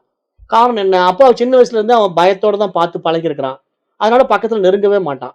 அப்போ மோஸ்ட் ஆஃப் த பீப்புள்ஸ் வந்து ரிட்டையர் லைஃப் வந்து பாத்தீங்கன்னா ஆஃப்டர் ஒய்ஃப் டெத் வந்து ரொம்ப பரிதாபமா இருக்கிறத நம்ம நடைமுறையில பாக்குறோம். ஆனா ஏன் இதெல்லாம் நடக்குது? ஞானம் இல்லாததுனால. அதுவே ஞானம் வந்துவிட்டா நீங்க வாழும் போதே தன்னை தயார்படுத்திக் கொள்வார்கள். எப்படி தயார்படுத்திக் கொள்வார்கள்னா, இது நிரந்தரம் இல்ல. ஒரு நாள் என்னை விட்டு மனைவி போயிடுவா. அப்ப நான் அந்த எதிர்காலத்தை தகுதியா மாத்திக்கணும் அப்படின்னு சொல்லி மனரீதியா பக்குவம் அடைந்து விட்டா, மனைவி இல்லைன்னாலும் இவரால வாழ முடியும். அதே மாதிரி மனைவியும் இந்த ஞானத்தை அடைஞ்சு விட்டான்னு வச்சுக்கோங்களேன், கணவனை டிபெண்ட் பண்ணி இருந்துகிட்டே இருப்பா. இந்த ஞானம் வந்த பிறகு கணவன் இல்லாவிட்டாலும் தான் வாழ முடியுங்கிற ஒரு தைரியம் அவளுக்கு வந்துடும். ஏன்னா அவ இப்ப வெளி உலகத்தை நம்பல, தன்னுடைய அக உலகத்தை நம்புறான்.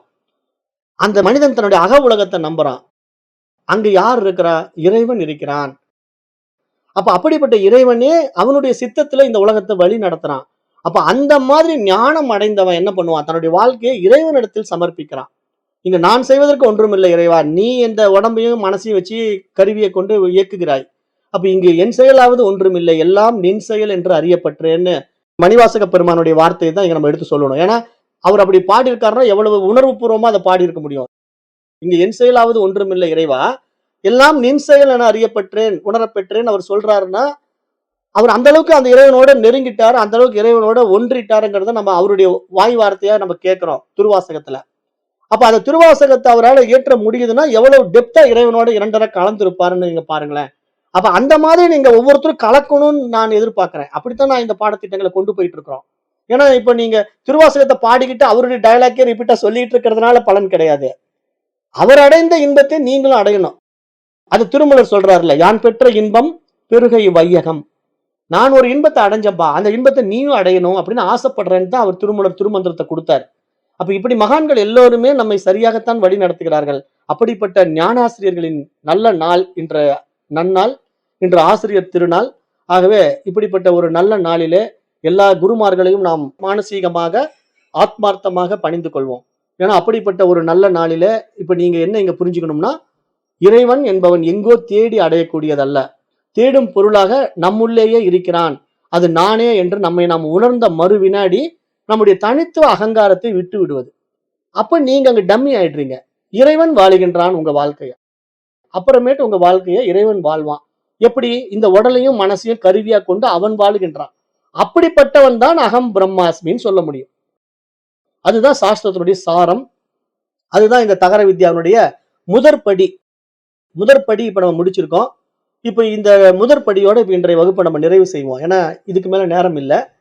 அப்புறம் இந்த தகர வித்யாவுடைய 2வது படி இன்னும் அருமையான விஷயங்கள் எல்லாம் பேச போது, அது நம்ம அடுத்த வகுப்புல பார்க்கலாம். ஆக இன்றைக்கு நேரம் கருதி நான் வகுப்பை நிறைவு செய்கின்றேன். நன்றி. ஓம் தத் சத்.